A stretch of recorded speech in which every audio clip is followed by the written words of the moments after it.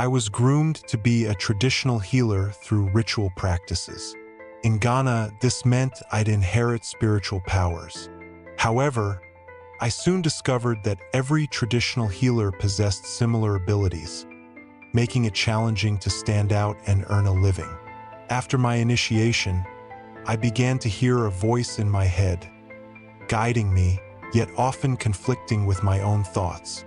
Sometimes, I'd see visions in broad daylight, glimpses of the unknown. When I looked at people, I'd see their entire life unfold before me, from childhood to the present. Their struggles, their fears, their deepest secrets.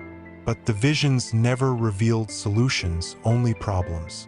I'd see the depth of their suffering, yet remain powerless to help. Still, I exploited this gift, using it to deceive and manipulate. I'd pretend to have answers, taking their money and offering false hope. Seeking better opportunities, I left Ghana for South Africa. I thought my spiritual gifts would guarantee success, but I was mistaken. In South Africa, I encountered a deeply religious community. People's devotion to God was astonishing. They would give anything to serve Him. I realized that embracing faith could bring me greater influence and prosperity. I transformed myself into a prophet, using my charisma and natural gifts to inspire and heal. My church flourished and people sought my guidance. But sadly, my success came with a cost. Despite calling the name of Jesus, I felt empty inside. The words had no purpose, no weight. It was a mere performance. The irony deepened as church members began to fall ill and die, yet the money kept flowing in.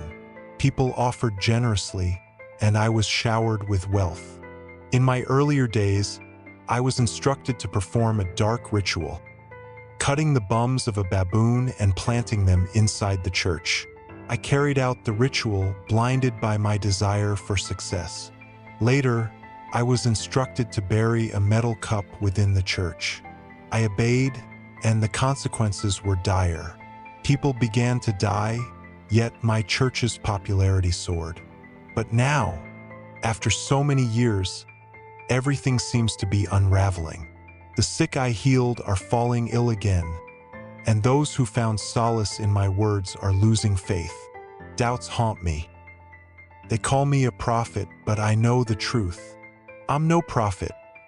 I'm just a man from Ghana, and that's my only genuine pride. Lately, a sinister pattern has emerged. Many of my Sunday school members have fallen gravely ill, and some have passed away. I know I'm responsible. With each passing, I see the metal cup filled with blood in the spiritual realm. These visions haunt me, reminders of my dark pact. The cup, once buried, now seems to be collecting the souls of the innocent.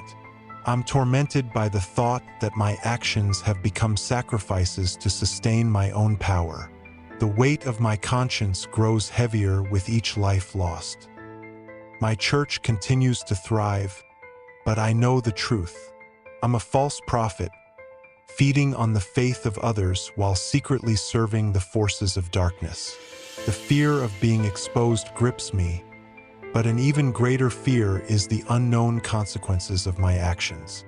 As the deaths continue, I'm forced to confront the evil I've unleashed. I must choose between perpetuating the lie or risking everything to seek forgiveness and redemption. I've considered returning to Ghana, leaving this life behind, but the church has become too big, too powerful. I'm trapped in its success, unable to escape.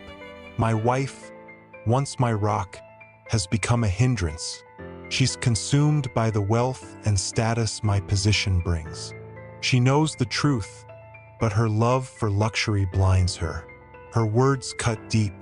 I feel like I've lost her to the very darkness that has consumed me. We have no genuine connection. Our relationship is now a mere facade. The thought of starting anew, leaving everything behind, haunts me. Can I abandon the church, my wife, and the life I've built? Or will the darkness that has defined me for so long continue to hold me captive?